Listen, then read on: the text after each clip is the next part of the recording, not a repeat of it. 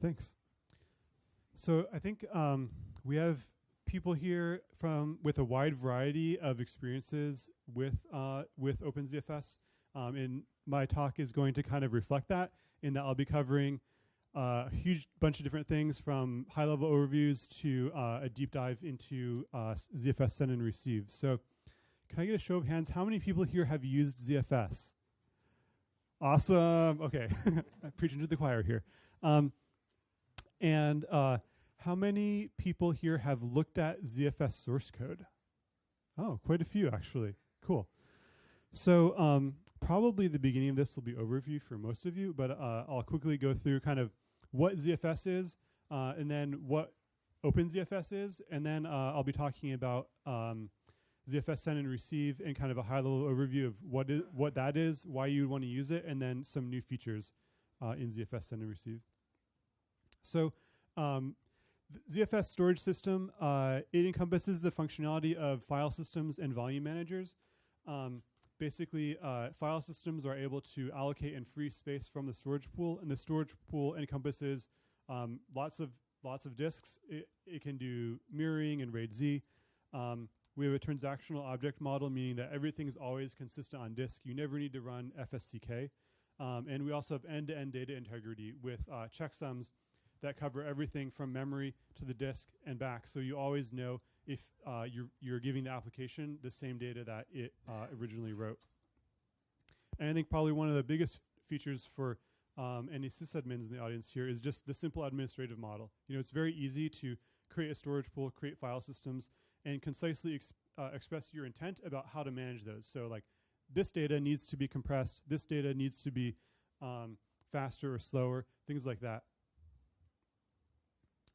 So this diagram kind of shows how ZFS and all those features that I mentioned fit into the storage stack of all the other software that's running on the system. So on the left-hand side here, I have kind of a traditional file system volume manager stack. So operations come in from NFS, local file access through the virtual file system layer. They talk to the file system, and then the file system thinks it's just talking to one disk, but actually it might be talking to a volume manager. So it's saying, I have this disk, quote unquote disk, and I'm going to read or write blocks at certain offsets within the disk. Then the volume manager takes those reads and writes to the disk and actually splits them out over multiple disks. So a lot of information is actually getting lost here in this boundary between the file system and the volume manager, because it's just a plain disk interface.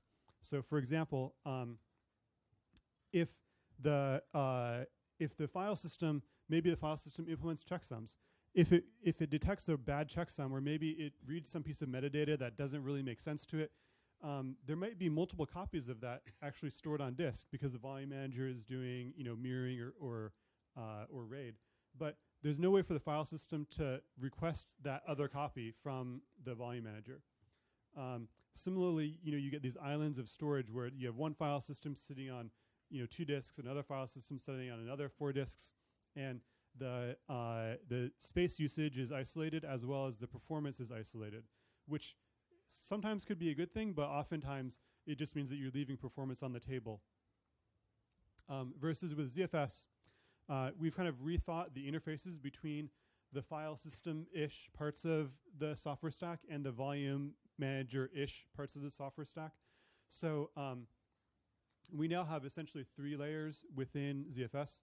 The top layer is the POSIX layer, or the volume manager layer. This basically deals with like owners, permissions, file lengths, things like that. And then on the volume layer, interfacing with the SCSI target, and which is much simpler because you don't have like ownership and things like that.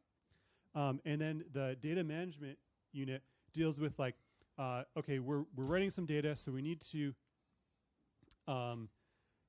to figure out like how this tree of blocks is interrelated. So this is kind of the core file system stuff. Like I'm extending a file, and so I need to add like a layer of indirection in my tree of blocks. All that stuff is managed here. But this layer doesn't have to think at all about allocating space, which is normally a file system kind of thing. Instead, we've moved that down to the storage pool allocator layer. So this layer deals with both block allocation and freeing, as well as block integrity. So it deals with like mirroring, RAID Z, checksums, compression, everything that's like a physical aspect of the data.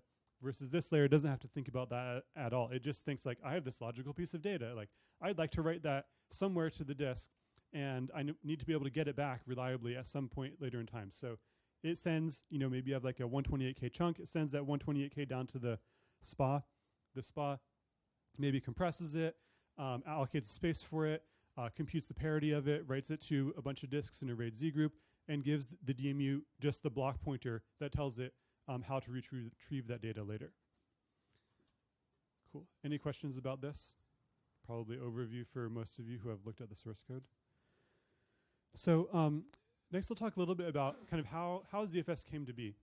So as Ryan mentioned, I started working on ZFS with one other engineer back in 2001 at Sun Microsystems. We worked on the project for about 4 or 5 years before releasing the source code in 2005. So we're almost to the 10-year anniversary of releasing the ZFS source code. When did you join? You joined like... Yeah, so George, who'll be talking later, my colleague, he started in 2005 also working on ZFS. And the release of the source code, enabled ZFS to be ported to a bunch of different platforms, starting with FreeBSD. In 2008, it was released as part of FreeBSD 7.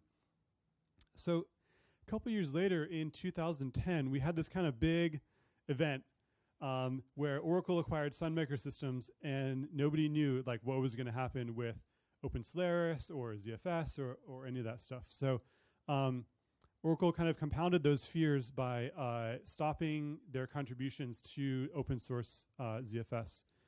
But in response, the community kind of came together and formed the Illumos project, which is basically like a multilateral collaboration of companies that are all using what once was OpenSolaris and continuing that source code forwards, making improvements to that operating system. And I think this is the difference between Illumos and OpenSolaris to me, is that OpenSolaris was a Sun Microsystems project, right? And basically all of the source code, even though it was open source, but all the changes were taking place at Sun. So Sun was basically, deciding what was going to be worked on, dictating what the code was going to look like, dictating what the roadmap was for ZFS. Not in a malicious way. Like they weren't like, you can't work on that. But because they had dozens of engineers who knew everything about ZFS, and nobody else had any engineers that knew barely anything about ZFS. They were kind of the only organization pushing things forward. In part due to the Oracle acquisition, that knowledge has become more widely dispersed in the industry, so there's actually several companies making changes in Illumos. Obviously, Delphix, where George and I work, is one of the most prominent ones. But there's quite a few other companies that are also working on Illumos. And now that we have, Now that we have created OpenZFS, OpenZFS, the idea. Well, that's my next slide. I'll get to the idea of that on the next slide. But OpenZFS has really broadened that umbrella of people working on ZFS from not just Illumos and FreeBSD and Linux being different islands of people working on it to OpenZFS is about kind of forming an umbrella organization over all these platforms, making sure that people working on ZFS on any platform are talking to one another, making sure that ZFS is a great storage platform regardless of the operating system that you're using it on. So this kind of goes over what I just said. Our goals are also, so I talked about kind of open communication and consistent experience using ZFS. Also, one of the goals is to raise awareness. So that's one of the reasons that George and I are here today. And why we have a great debt of thanks to Ryan and the other organizers for creating this conference is, we want to raise awareness. We want to make sure that people know that, ZFS isn't just some proprietary Oracle technology that died when they closed sourced it. There's lots of people creating products based on OpenZFS. I know a lot of you in the room are doing this and engaged in this. But we want to get the word out to everyone that like OpenZFS, ZFS is great. It's open source. It's available on whatever platform you're already using. So what are we doing to accomplish these goals? Obviously, like any good open source project, the first thing that we did was we created a website and a mailing list. The mailing list is primarily a developer discussion mailing list. If you are working with the ZFS source code, I definitely recommend that you get on this mailing list in addition to any platform-specific mailing lists that you're on, because this will get you informed about kind of the latest things that people are working on, maybe on a different platform than what you're using, as well as announcing events like this conference. Okay. And we also have other periodic events, the office hours. This is like a live video chat with a OpenZFS developer roughly once a quarter, or not for a year, if depending on how well I am at organizing it. So the open source ZFS has enabled all these platforms to have a great storage subsystem, and it's enabled a lot of companies to create products based on ZFS that wouldn't have been possible, in the kind of closed ecosystem. So, that's all great, and ZFS obviously came from a great foundation. But what have we done? What have you done for me lately? In the past 12 months, we've, speaking of the collective, we, both Delphix and other contributors, have done a huge variety of projects. I will say that the vast majority of these are really centered around performance. I would categorize it that way, including even things that kind of look like features, like larger block size, or new settings. These are pretty much in service of performance. So I think one of the big themes within ZFS is like the feature set is pretty good. And one of the key things about ZFS is making all the features work with all the other features, which makes it very flexible and able to accomplish a lot of different things depending on how you want to use it. There isn't just one way to use ZFS. But performance, that's always a moving target. Hardware is always improving, and kind of the trade-offs between different types of hardware, memory, CPU, disks, these are all always changing. And especially CPUs are always getting much faster, and we're trying to figure out how to take advantage of that through all these different projects. But some of the stuff that's coming up is both performance and kind of new actual feature-oriented. So I'll be talking about resumable send and receive just in a couple of minutes. We also have upcoming performance work. George is going to be talking about compressed arc and the allocation throttle. And all of these things are actually, I think most of these are Delphix projects, and we've actually already implemented these, but they are not yet upstream in Illuma. So that's something that we're working on right now. And then there's also a few projects, including device removal, that are works in progress that we hope to complete in upstream soon, very soon, as well as other cool things like persistent L2ARC. Sasha's here today. If you have questions about it, bug him during the break. We've also, as I mentioned, evangelism, making sure to get the word out. These are we've gone to about 6 different conferences just in the past year, and today we're announcing the upcoming 3rd annual 10th anniversary OpenZFS Developer Summit. This will be in San Francisco, October 19th and 20th. It'll be similar to this conference, 1 day of talks and then 1 day hackathon. This is still a ways in advance. So the things that we're looking for today are there's still a few sponsorship opportunities left and talk proposals. So we're looking for great talks about ZFS technology, maybe work in progress that you're doing, maybe a deep dive into a particular subsystem that you've learned a lot about, or maybe a talk about like a product that you've built on ZFS and your experiences with how that worked, what you needed to improve, and where you see the future of ZFS working with in your particular use case. One new thing this year there's going to be a $50 registration fee for attendees, and the registration is going to open in a few months. Any questions about OpenZFS overview conference? Before I get into some more technical deep dive. Books. That is a great question.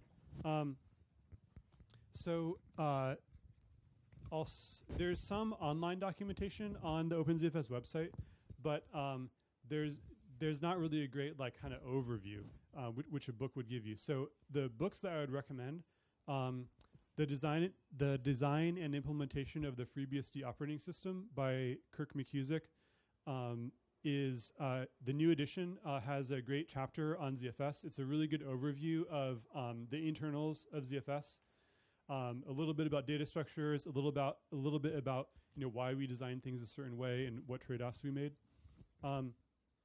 There's also an upcoming book. I will show you if I can find it. I know there's a tab here somewhere with it. Oh, here we go. So there's an upcoming book by Michael Lewis and Alan Jude called FreeBSD Mastery. This is, I don't know what the publication date of this, but I think it's coming up very soon. This is primarily about using ZFS and kind of what the different features are and how to use them, how to compose them together to solve your problems, more so than technical implementation.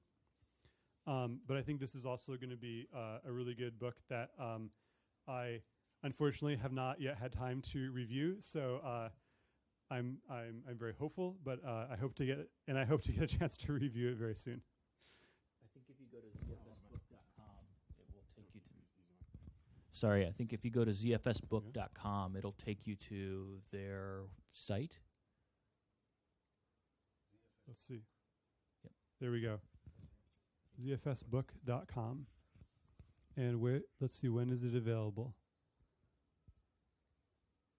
Oh, okay. So you can get it on the Kindle today, and I guess great. Yeah. So just a couple of days ago they published it. Great. Very timely. Okay.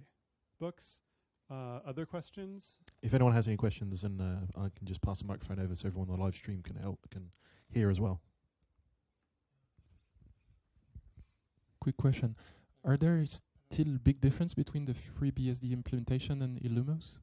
Yeah, so in terms of the different platforms, I would say the difference between Illumos and FreeBSD is very minimal.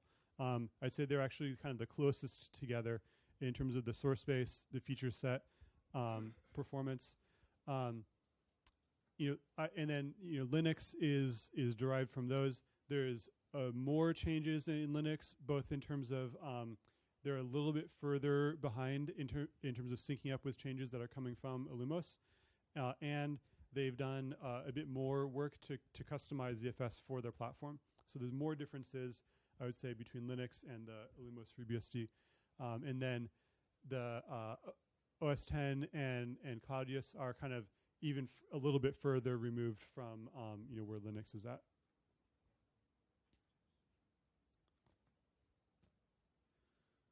Okay. How am I doing on time? Okay. Okay.